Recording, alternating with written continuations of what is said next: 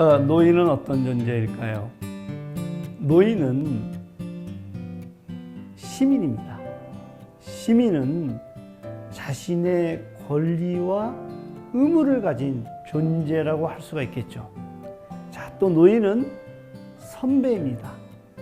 더 많은 세월을 살아왔고 더 많은 지혜와 경륜을 가진 존재라고 우리가 이야기하죠. 자, 그래서 우리는 이런 노인이라는 존재를 선배시민이라고 호명을 합니다. 자, 그렇다면 선배시민은 어떠한 상상을 할까요? 어떠한 생각을 할까요? 그리고 어떻게 살고 있을까요? 저는 이것을 세 가지로 이야기하고자 합니다. 첫 번째, 선배시민은 생각합니다. 두 번째, 선배시민은 실천합니다. 그리고 세 번째, 선배시민은 정책을 하는 존재라고 여러분들 앞에 이야기할 수 있겠습니다. 자, 그래서 이 하나하나에 대한 질문들을 중심으로 선배시민에 대해서 이야기해 보고자 합니다. 첫 번째, 선배시민은 생각합니다. 어떤 생각을 할까요? 나는 누구인가? 나는 어떤 존재인가? 이런 질문들을 던지겠죠. 두 번째, 선배시민은 실천합니다. 어떤 실천을 하기 위한 질문을 던질까요? 더 나은 나, 더 나은 지역, 더 나은 국가가 되기 위해 우리는 무엇을 해야 되는가? 내 공간에서 나다운 실천은 무엇인가? 자, 마지막으로 선배시민은 정책에 참여합니다. 이를 위해서 묻습니다. 인간다운 삶을 가능하게 하는 정책은 무엇인가? 이 사회가, 이 세대가, 우리의 후배들이 지속 가능하게 하는 제도와 구조는 어떤 것인가? 선배시민은 이것을 물으면서 구체적인 정책에 참여하기 시작하겠죠. 자, 선배시민은 이런 물음과 그리고 이러한 공동체를 상상하면서 실천하기 시작할 것입니다. 그래서 우리는 이렇게 얘기를 하죠. 선배시민 공동체를 디자인하다. 자, 선배시민들의 디자인하는 이상이 일상이 되는 그 공동체를 여러분들 한번 만나보도록 하겠습니다.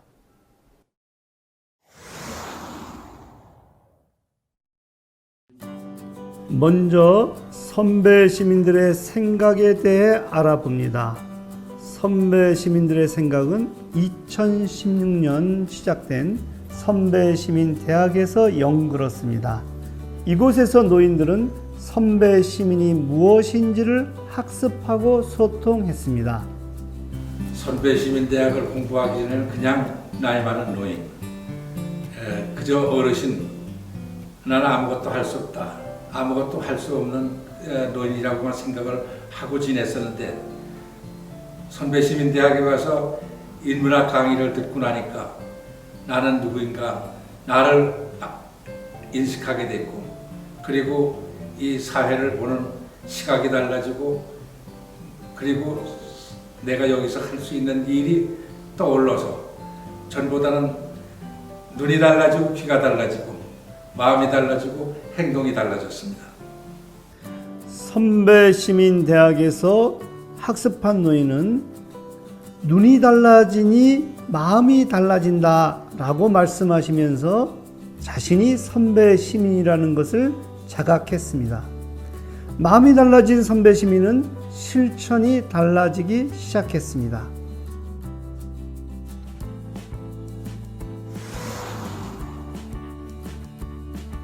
선배시민은 불쌍한 사람을 돕는 것에 더해 공동체를 바꾸는 실천을 시작했습니다.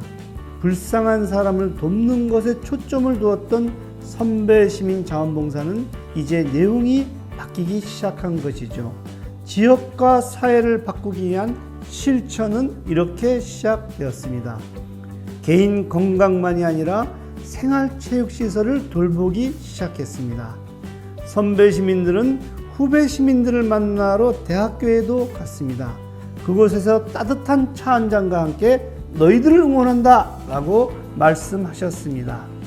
여기에 그치지 않고 각종 사회 문제에도 관심을 기울이기 시작했습니다.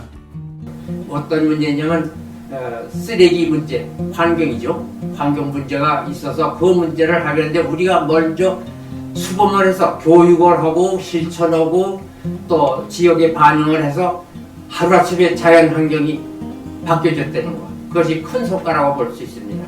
우리가 시의회에도 갔었거든요. 그래가지고 거기서 시의원들이 너무너무 반갑게 맞이해주고 거기에서 이제 자긍심을 갖게 됐던 거예요. 그래가지고서 안산시위에서 우리를 갖다가 비전 추진 위원으로다가 해줘가지고 거기 어떤 뭐 행사가 있을 때는 꼭 저희를 초대해서 한 달에 한 번씩 우리가 그 시장님이 초청하면 가고 그렇습니다. 복지 사각지대에 눈물을 흘리는 시민을 발굴하자. 그래가지고 우리는 평범한 시민 생활을 같이 하고 있으니까 우리의 이웃에, 우리의 동네에, 우리 평택시에 차상위권이나 혹은 복지 사각지대에서 몰려서 간식하고 눈물을 흘리는 사람들을 찾기 시작한 거가 그럼 복지 문제만 가지고 다 행복할 수가 있느냐? 문화도 시민을 행복하게 할 수 있어야 된다. 그 다음에 공해 문제도 해결돼야 시민이 행복하다. 경제 문제는 말할 것도 없고 이러다 보니까 모든 전반적인 것을 우리가 시민이 고통당하고 어려움 당하는 것을 해결하기 위해서 종합적으로 해가지고 작년 2015년에 10가지, 2016년에 들어와서 이사분기까지 12건을 시장한테 이런 거 개선해야 평택 시민이 행복합니다라고 우리가 건의서를 올렸어요. 시정 건의를 올렸어요. 그랬더니 시에서 아주 중요한 걸로 다뤄서 그런 거를 해결해줘야 시민이 행복하구나 해서 평택시에서 성실하게 그 모든 건들을 해결해주기 시작했어요. 생각하고 행동하는 선배 시민은 제도와 정책의 변화에도 관심을 돌렸습니다. 러브 호텔을 규제하기 위해 조례 개정 운동을 시작했고 결국 조례도 바꾸었습니다. 선배 시민들은 2019년 9월 어느 날 전주에 모여들었습니다. 전주에서 일어난 쪽방거주 3명의 노인 화재 사망사고와 북한 이탈 두 모자의 아사 사건을 주제로 토론을 시작했습니다. 우리 이웃의 불행한 사례를 들어서 그 원인과 대안을 찾아보기 시작한 것이죠.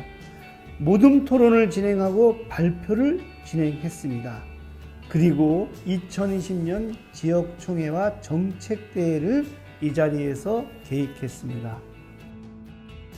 2020년은 코로나19가 전 세계를 휩쓸었습니다. 선배 시민들의 활동은 움츠러들었을까요? 결코 아닙니다.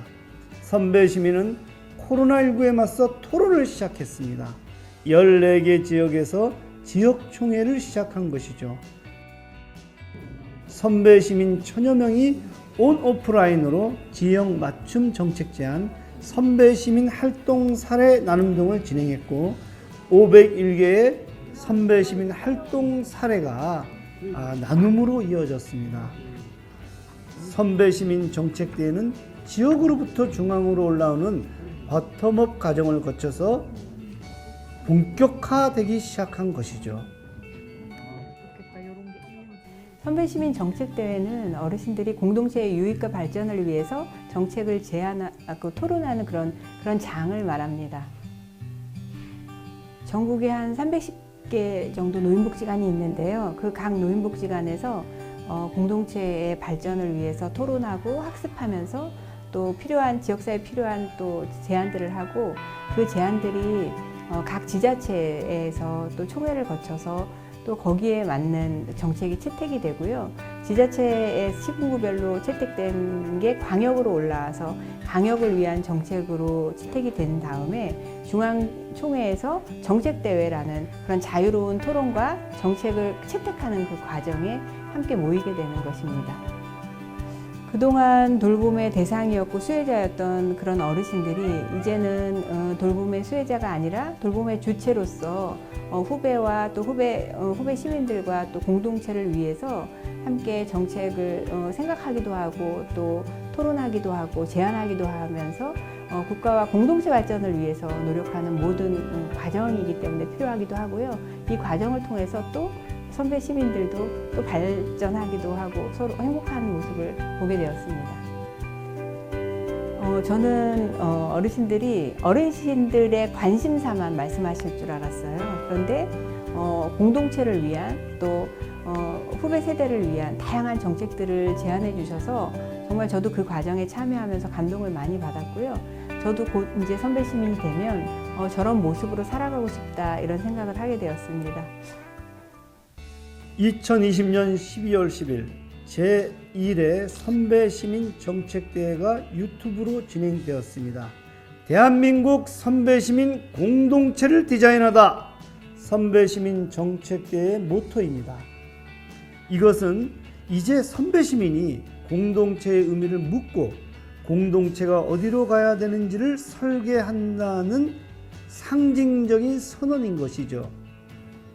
대학병원 창구 문의나 가속화에 따른 불편함 해소, 찾아가는 의료 서비스 및 왕진 의료 활성화, 도시숲 조성, 보이스 아이코드, 이것은 좀 의미들이 안 와닿을 텐데요.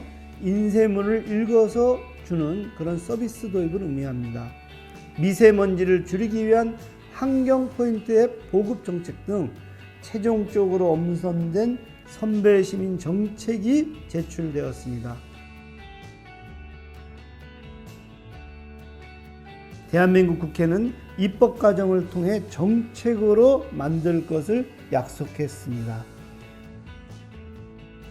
선배 시민의 몸짓이 정치권에서도 축하의 메시지로 이어졌습니다. 국회의장과 부의장, 국회의원, 지방의원, 지방자치단체장 등 많은 분들이 응원과 격려를 해 주셨습니다. 민주주의는 시민들의 정책 참여로 이루어집니다. 선배 시민총회는 정책 참여를 통해 노인들이 선배 시민으로서 공동체를 바꾸는 풀뿌리 운동으로 성장하고 있습니다. 선배 시민 운동이 전국적으로 확산되기 위해서는 풀뿌리 운동으로 확산될 필요가 있다고 생각이 들고요. 그 확산되기 위한 하나의 네트워크망으로서 선배 시민 총회가 필요하다고 생각이 듭니다. 강원 지역 총회는 시군 총회를 우선 실시를 하고 시군 총회에서 제안된 그런 정책들이 강원도 총회를 통해서 이것이 정책으로 제안되는 그런 형태로 진행이 되고 있습니다. 네, 선배 시민들이 각 지역의 어려운 그 상황들을 직접 현장을 찾아서 조사하고 그 어려움들을 토론하고 이것들을 해결할 수 있는 정책들을 직접 시군구에 제안함으로써 이 정책들이 반영이 돼서 지역을 변화시키는 좋은 그 운동으로 이 총회가 실시되고 있습니다. 인간은 어떤 존재일까요? 인간은 일반 동물들과는 다르게 자기의 생존만을 걱정하는 그런 존재가 아닙니다. 인간은 끊임없이 자기의 존재의 의미를 물으면서 공동체에서 내가 무엇을 할 수 있는지를 실천하려고 하는 존재, 저는 이것을 실존적인 존재다 이렇게 이야기를 합니다. 이것을 우리는 이렇게 얘기할 수가 있겠죠. 자기 목소리로 공동체에 참여하는 존재. 저는 인간은 끊임없이 공동체에 자기의 목소리를 물으면서 성찰하면서 더 나은 공동체, 더 당당한 시민들을 상상하는 존재라고 생각합니다.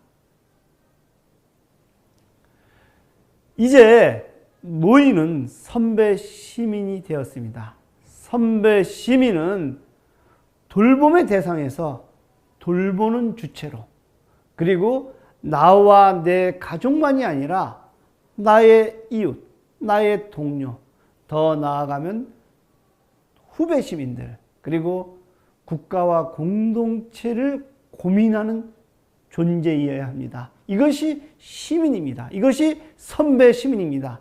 노인은 더 이상 늙은 사람이 아니라 지혜로운 사람이고, 그리고 공동체의 길을 내는 존재입니다. 우리는 어쩌면 위드 코로나, 코로나와 함께 살아가야 될지도 모릅니다. 위드 코로나 시대에 우리는 또 다른 코로나19와 같은 재난을 만날 것입니다. 불평등, 빈곤, 실업, 그리고 더 나아가면 혐오, 차별, 이러한 것들과 우리는 끊임없이 마주대하게 될지도 모릅니다.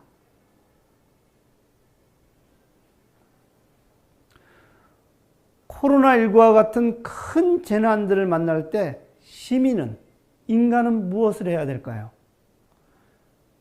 선배 시민은 이러한 문제들을 끊임없이 토론하고 성찰하고 대화하면서 더 나은 시민, 더 나은 공동체, 그리고 누구나 다 인간다운 삶을 살아갈 수 있는 세상을 꿈꿔야 합니다. 건강을 잃으면 다 잃는다고 했죠. 하지만 건강을 잃더라도 인간다운 존엄을 지킬 수 있는 사회에 대한 상상들을 해나가야 되지 않겠습니까? 저는 그래서 이상이 일상이 되는 상상, 그 상상을 하는 존재가 선배 시민이라고 생각합니다. 선배 시민은 이것을 해나갈 것입니다. 선배 시민은 그야말로 시민이자 선배가 될 것입니다. 이런 내용을 선배 시민 선언에 담아봤습니다.